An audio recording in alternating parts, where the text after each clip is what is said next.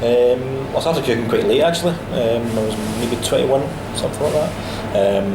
Went to college for a year, done a year at college, and then just worked about the city. Worked in a few hotels, worked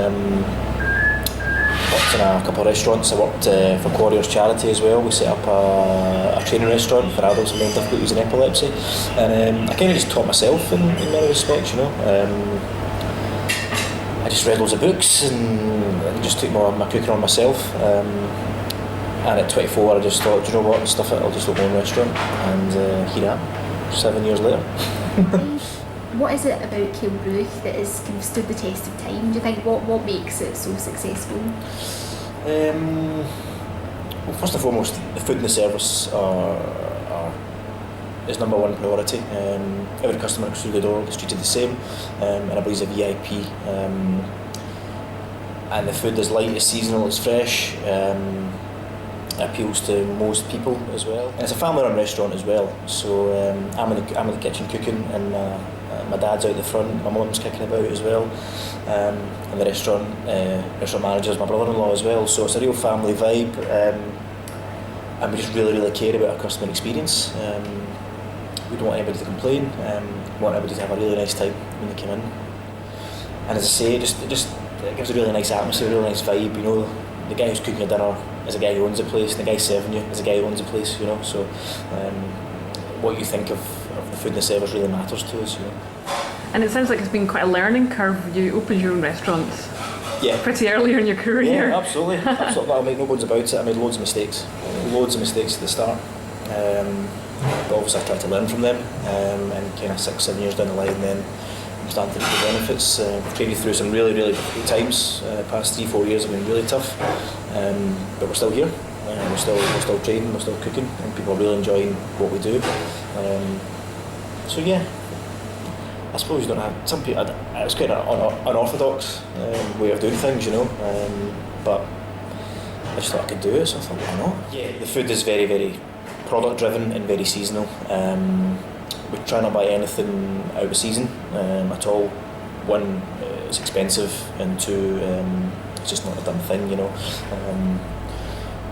So yeah, every bit of protein we buy tends to come from the British Isles. So we get our lamb from Donnock, our beef from Ayrshire, chicken from Gartmore Farm, our ducks also from Gartmore Farm. Our seafood comes from the west coast. We buy off a supplier who buys our fish direct from Scrapster, direct from Peterhead fish markets, and that's really important to me. You know, a lot of places they kind of buy in the products from abroad. You know, it's pointless. You know, it's absolutely pointless because we've got such good quality produce right on our doorstep. And also kind of seasonal as well. So obviously we're in summer now, so we're getting the fruit season. So our strawberries and our raspberries come from Invergowrie. We use a lot of individual farmers and foragers. A guy in Isle of Arran who grows specifically for me and forages direct for me as well. I'm the only guy in the city who does it for.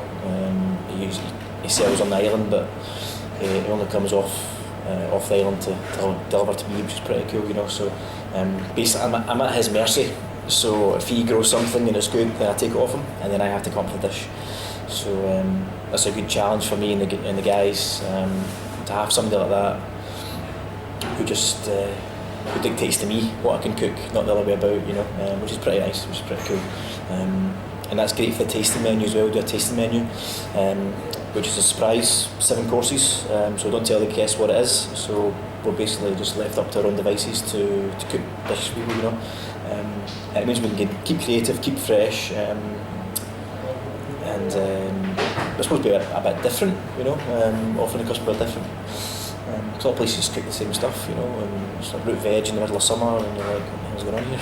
So yeah. What's your favourite season to cook in? I like spring, summer. I like coming out of a long winter, out of the rain and the snow, and then you get the first bit of green on the plate and you're like, yeah, okay, this is good. And obviously the weather just helps everything, you know. So yeah, spring, summer. But again, I also like the fall, like autumn, because game season starts. And obviously this country's really famous for for his game. So grouse, venison, teal, woodcock, partridge, pigeon. You know, there's a whole range of stuff. And as a chef,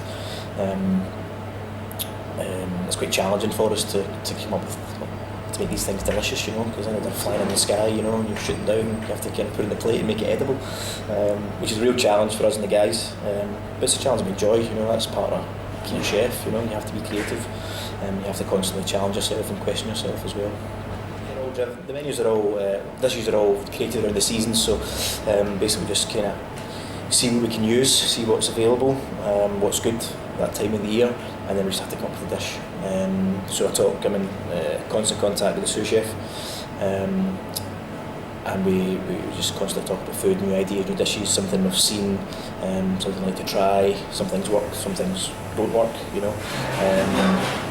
And again, it's just kind of over the years you kind of develop a repertoire of dishes, you know, and you kind of always go back to them, but you might tweak them. The meat might always be the same, but the garnish will be slightly different, you know. So a lot of trial and error as well, you know. Sometimes you cook stuff and it's like, yeah, that was amazing.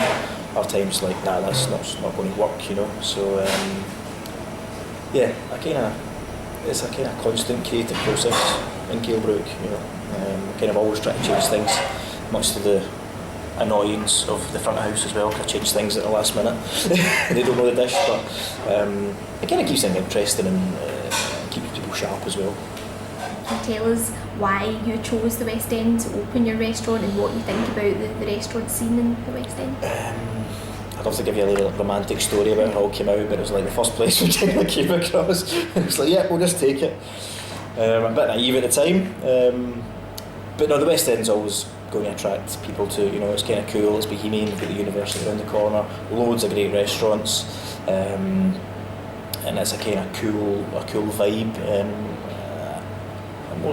It's kind of a community atmosphere to it, you know. We all kind of talk to each other, we all kind of, I like to say we help each other, you know. And also we're right across the road from Botanic Gardens as well, so it's great, and a nice day, and go to Botanics and come across for a bit of dinner. And just it's a kind of cool bohemian place in the city. I really like.